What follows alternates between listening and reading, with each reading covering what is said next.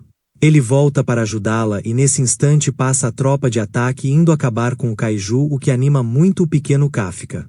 Porém, uma forte explosão levanta uma nuvem de poeira que lhe faz se perder de sua amiga, e quando ele finalmente consegue enxergar, vê a tropa toda mirando nele, incluindo sua amiga já crescida. Tudo isso é muito confuso, mas logo entende que isso se deve ao fato dele estar em sua forma de kaiju. Todos começam a disparar, deixando Kafka numa situação muito complicada até que ele perde controle e acaba derrubando alguns helicópteros com seu poder. Quando o pessoal vê, se deparam com uma forma ainda mais poderosa do kaiju, e isso faz Kafka acordar assustado, percebendo que tudo não passou de um pesadelo. Longe de lá, Minai e Hoshina observam o estrago que ficou na base, enquanto Hoshina supõe que Kafka ainda deve estar preso desde a decisão do general. Mas acha que ele vai ficar bem, porém acha ruim que o rapaz tenha dado aquele show. Já Mina lembra que esse é o dia em que os novatos vão chegar em suas novas unidades. Os amigos seguem viagem, aproveitando o tempo que estão adiantado para ver os pontos turísticos da cidade. Nisso eles fazem uma pausa, onde Furuhashi aproveita para expressar sua preocupação quanto ao que vai acontecer com Kafka, já que provavelmente agora ele não vai poder ser um soldado comum. Isso faz Ishikawa rir por se lembrar que quando Kafka se transformou pela primeira vez, sua única preocupação era se ele iria poder entrar para a tropa. Eles riem juntos e imaginam que Kafka não vai desistir, por isso eles precisam continuar também. Já que Kikoru checa suas mensagens enquanto pensa que precisa ficar mais forte para parar Kafka caso seja necessário.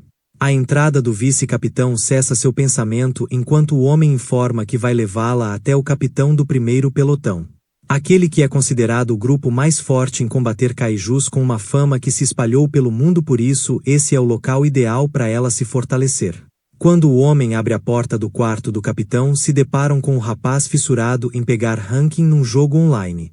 O vice-capitão então pede um tempo, desliga o jogo e começa a discutir com o rapaz porque além dele não estar pronto, o quarto ainda está uma bagunça, por isso manda um pessoal jogar tudo aquilo fora. Em meio a essa briga, ele apresenta a filha do general.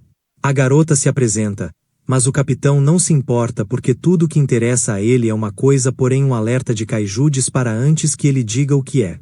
Mas o rapaz considera isso uma boa oportunidade para mostrar a ela ao invés de falar.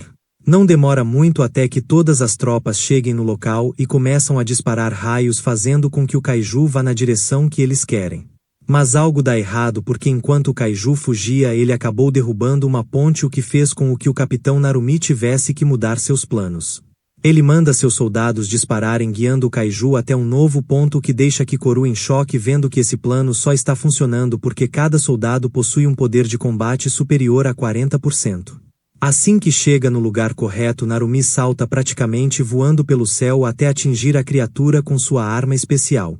Em seguida ele usa o poder do equipamento para destruir completamente o kaiju, banhando a cidade numa chuva carmesim, enquanto diz a Kikoru que a única coisa que espera dela é um poder avassalador. Naquela tarde Narumi ficou bravo porque os jornais estão falando sobre Mina como se ela estivesse levando os créditos por ele ter derrotado o kaiju, o que demonstra sua superficialidade para Kikoru. Nisso ela nota que o celular dele tá tocando faz um tempo, mas o homem não liga porque acha essas reuniões muito chatas. Seu colega aparece avisando que a presença dele está sendo requisitada na reunião, o que deixa ele impressionado sem saber o que seria tão importante a ponto de precisarem dele. O homem responde que essa reunião é sobre o kaiju de número 8. Kafka segue treinando, refletindo que fará o que for preciso para provar seu valor. Os soldados aparecem para guiá-lo até a sala de reunião. Lá ele avista Kikoru na porta, mas decidem não trocar palavras por enquanto. Dentro do local, o general explica que Kafka fará parte da primeira divisão, assim terão o kaiju mais forte junto com a equipe mais forte. No entanto, Narumi se recusa, acreditando ser o suficiente para acabar com qualquer inimigo. Porém, o general lhe faz parar, relatando sobre o ocorrido com o kaiju número 9, que virou humano se disfarçando entre os humanos, e o número 10, que atacou eles por vontade própria deliberadamente. Portanto, eles não podem se dar ao luxo de achar que já são o suficiente. Mesmo assim, Narumi ainda não gosta da ideia de ter Kafka em sua equipe, acreditando que seria muito melhor transformar ele numa arma kaiju para ele usar. Nisso, Kafka decide opinar, dizendo que ainda não pode morrer porque fez uma promessa a seus amigos e por isso irá continuar lutando até cumprir essa promessa. Narumi não dá a mínima pro discurso do cara porque para ele só o que importa é o poder que Kafka vai demonstrar, e avisa que caso o homem perca o controle novamente, ele mesmo vai acabar com Kafka e transformá-lo num traje. No fim do dia, Kikoru arruma suas coisas pronta para ir para a nova divisão. Mina e Hoshina aproveitam para ir treinar um pouco, enquanto o general vai até um andar secreto observar o andamento de um experimento.